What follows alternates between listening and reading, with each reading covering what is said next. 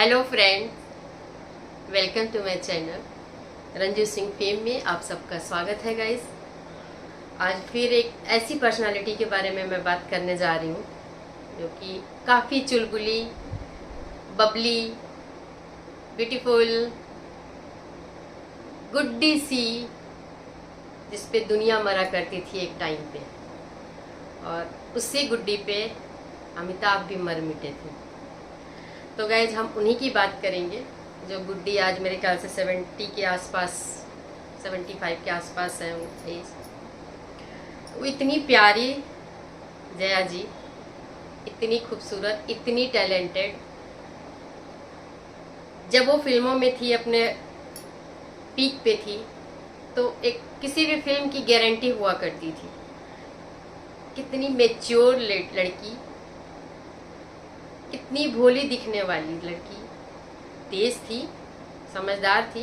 बंगाली होते हैं, बंगाली फैमिली से थी वो। उनके फादर जर्नलिस्ट थे, उनकी मदर हाउसवाइफ थी आई थिंक। और इन्होंने अपने क्लासेस किए हैं, जो क्या बोलते हैं, एक्टिंग क्लासेस भी इन्होंने किए हैं। डिप्लोमा ले करके ये फिल्म इंडस्ट्री में आई थी। लेकिन मेन मुद्दा ये है कि इतने कामयाब, इतने अच्छे रुतबे पे होने के बाद आखिर ऐसा क्या हुआ जया जी की लाइफ में कि आज उनको लोग बहुत बेहूदी औरत टाइप में मान रहे हैं। बदतमीज, बुढ़िया, खसूट, जो भी बोल रहे हैं, ठीक है। वो इस समय की होता है ना, देश काल परिस्थिति के अनुसार लोग किसी भी सिचुएशन का, किसी भी पर्सनालिटी का आकलन करते हैं। तो गाइस, एक टाइम था कि जया जी की वजह से, या जया जी का साथ पा करके Amit ji angry young man बने। वो फिल्म थी जंजीर, जिसमें कि जया जी और अमित जी साथ थे। और वही इनकी मेरे ख्याल से एक कमिटमेंट था कि ये फिल्म अगर सुपर हिट होती है तो हम लोग जाएंगे बाहर, फॉरेन, मतलब विदेश जाएंगे घूमने के लिए। सौभाग्यवश फिल्म सुपर डुपर हिट होती है और जया और अमिताभ जाना चाहते थे बाहर विदेशों में घूमने के लिए, क्योंकि उनकी एक प्लानिंग थी, उनकी एक कमिटमेंट थी। लेकिन जैसे ही उनके पिता श्री हरिवंश राय बच्चन जी को ये बात पता चली, उन्होंने बोला नहीं, किसी भी ऐसी लड़की, मतलब किसी ऐसी, मतलब गलत नहीं, किसी भी लड़की के साथ तुम नहीं जा सकते। जाना है शादी करो और तब जाओ। ये उनके पिताजी का स्टेटमेंट था। आनंद फानन में 4-5 डेज में बहुत सिंपल समारोह में जया और अमिताभ की शादी हो जाती है और वो चले जाते हैं घूमने। इतना प्यारा रिश्ता और बेमेल रिश्ता गाइस। देखा जाए तो सिर्फ एक ही सिमिलरिटी थी दोनों में, कि दोनों आर्टिस्ट थे, एक हीरो और एक हीरोइन। उस समय एक टाइम आया कि अमिताभ एंग्री यंग मैन बन गए। अपने उस समय के तमाम लोगों को पीछे छोड़ते हुए वो आगे निकल गए।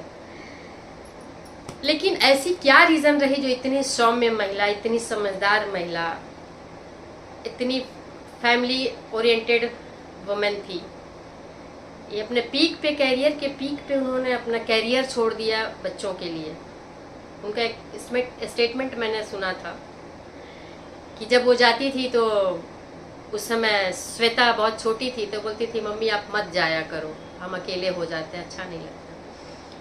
ये एक दो बार रिपीट जब हुआ तो जया ने वो फिल्में में काम करना छोड़ दिया और घर संभालने लगी, बच्चों को टाइम देने लगी। एक वो वक्त था गाइस।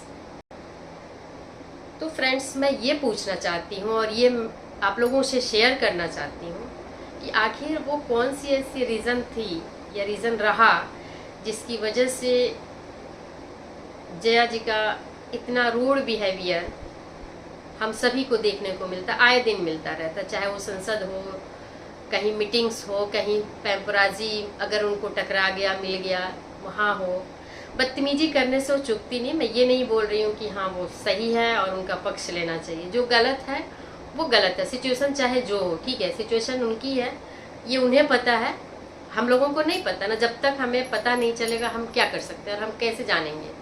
हम तो उनके नेचुरल बिहेवियर को वॉच करेंगे ना।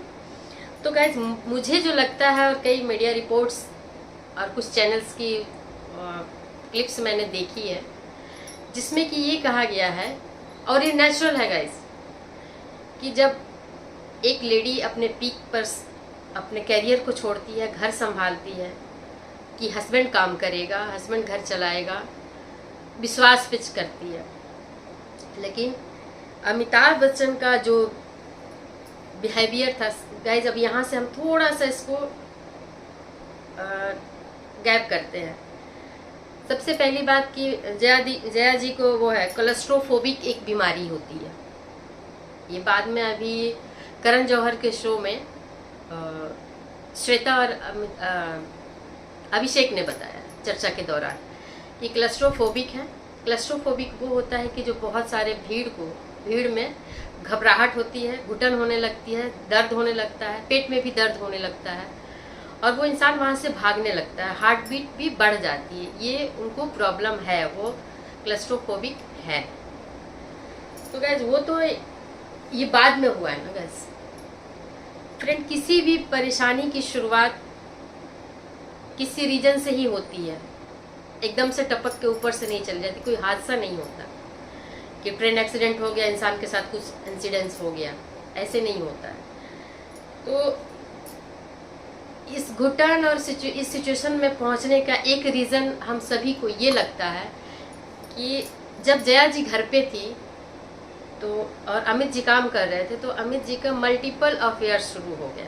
मतलब कि एक से चला, वो कहीं से कहीं ब्रेक हुआ, दूसरा स्टार्ट हो गया, दूसरा ब्रेक हुआ, तीसरा, ऐसे ऐसे मैं आपको नाम बताती हूँ। रेखा से था इनका, ये तो जग जाहिर है। रेखा से था, रेखा को किसी सेट पे कोई फिल्म थी जिसको कि जया ने मना किया था अमिताभ को भी कि आप मत करिए काम उस फिल्म में। उस डायरेक्टर को भी वो मना किया था कि नहीं आप मत इस फिल्म में हीरोइन बदल लीजिए, लेकिन कोई नहीं माना, अमिताभ भी नहीं माने, डायरेक्टर भी नहीं माने। डायरेक्टर ने शायद कोशिश की तो रेखा ने विदाउट फीस उस फिल्म में काम किया। कोई नहीं, एक हिम्मत की दाद देनी पड़ेगी, उस बर्दाश्त को सोचिएगा। जया ने कुछ नहीं बोला, लेकिन हाँ वो गाहे बगाहे उस पर सेट पे चली जाती थी। एक दिन वो पकड़े गए सेट पे ही, जो कि प्राइवेट टाइम स्पेंड कर रहे थे दोनों। इसी में जया ने रेखा को थप्पड़ मारा था घसीट के। इसके लिए काफ़ी मीडिया में उस समय आया था, छुपाते छुपाते भी आ ही गया था उस टाइम। दूसरा था अफेयर इनका श्रीदेवी के साथ। श्रीदेवी के बाद इनका हुआ परवीन, श्रीदेवी का तो बाद में हुआ क्योंकि ये तो लेटेस्ट है। अपने टाइम में रेखा के बाद परवीन बॉबी, जीनत अमान, श्रीदेवी और एक और लावारिस फिल्म में जो डांसर थी कोई, उनके साथ भी इनका अफेयर स्टार्ट हुआ था। तो ये सारे अफेयर्स क्या प्रभावित नहीं करते किसी के माइंड को हिलाने के लिए काफ़ी नहीं होते? किसी का वैवाहिक जीवन खतरे में हो और बार बार उस तरह के सीन सामने आ रहे हैं, स्टोरी सामने आ रही है, तो क्या ये काफ़ी नहीं है किसी का मेंटल पीस खराब करने के लिए? और बाकी तो गाइस धीरे धीरे करके ख़त्म भी हो गए, लेकिन रेखा का तो बहुत आज तक कहीं ना कहीं कुछ नाम जोड़ता है। आज भी कुछ ऐसा सिनेरियो हो गया है कि जहाँ रेखा वहाँ अमिताभ का जिक्र जरूर होता है। क्या ये सिचुएशन बर्दाश्त करते करते, जैसे बोलते हैं ना, कोई भी चीज़ को आप ज़रूरत से ज़्यादा बर्दाश्त करते हो तो एक डिप्रेशन के फॉर्म में आपके बॉडी में वो आ जाता है, फिक्स हो जाता है, पर्सनालिटी का पार्ट बन जाता है। तो क्या ये पॉसिबिलिटी नहीं है? तो गाइस जया जी की इस समय जितनी भी थू थू कह लीजिए, जितनी भी बेइज्जती कह लीजिए, जितने भी उनके नेगेटिव कमेंट्स आ रहे हैं, क्या इसके जिम्मेदार एंग्री यंग मैन अमिताभ नहीं है, जो उन्हें ओल्ड एंग्री वुमेन बना दिया है? आज की डेट में एक टाइम था कि अमित जी यंग्री मैन हुआ करते थे, सुपरस्टार यंग एंग्री मैन, और आज के डेट में उन्होंने नेगेटिव बना दिया है, या उनकी वजह से नेगेटिव हो गई हैं जया जी, जिनको कि लोग आजकल ओल्ड एंग्री वुमेन कह रहे हैं, और ये बहुत अच्छा संबोधन नहीं है। तो कभी कभी साथी भी ना आपका साथ देने की बजाय आपके पद को ऊंचा बढ़ाने के समय अपने कर्मों से उसे नीचा कर देता है और उसको बनी बनाई उसकी अच्छी पर्सनालिटी को, उसके पूरे जीवन काल की कमाई हुई चीज़ को धराशायी कर देता है। तो कभी कभी स्टारडम की भी कीमत चुकानी पड़ती है। किसी और की गलती, किसी और की गुनाह की सज़ा किसी और को मिलती है, वही जया जी को मिली है गाइस। तो मुझे लगता है कि अमिताभ की वजह से जया मेंटल इलनेस की तरफ जा रही हैं या है। फैमिली के लोगों को काफ़ी केयर करना पड़ता है, जैसा कि अभिषेक ने बताया था कि जब हम लोग कहीं जाते हैं पार्टीज़ वगैरह में तो हमें माँ का बहुत ध्यान रखना पड़ता है। अगर श्वेता होती है तो श्वेता हमेशा जया के साथ होती है कि कोई ऐसी अनहोनी ना हो जाए या कुछ ऐसी चीज़ें खराब ना चीज़ें मीडिया में चली जाए या कुछ। ये लोग अलर्ट रहते हैं, लेकिन जिम्मेदार कौन है? जिसको बोला जाता है कि हाफ पार्ट हमारा है, और वो जया जिसका आज तक किसी के साथ नाम नहीं जुड़ा। तो एक शरीफ इंसान के साथ एक बदतमीज इंसान जरूर जुड़ जाता है। ये कभी कभी बोलते हैं ना बेमेल जोड़ियाँ, तो हाइट से ही ये बेमेल नहीं है, ये कैरेक्टर वाइज भी बेमेल ही रहे हैं। तो गाइज आज के लिए जया और अमिताभ पे एक छोटी सी स्टोरी। मिलते हैं किसी नेक्स्ट के लिए, किसी नेक्स्ट के बारे में नॉलेज जानकारी इकट्ठा करके फिर मिलती हूँ नेक्स्ट। तो bye bye guys, like comment and subscribe ज़रूर।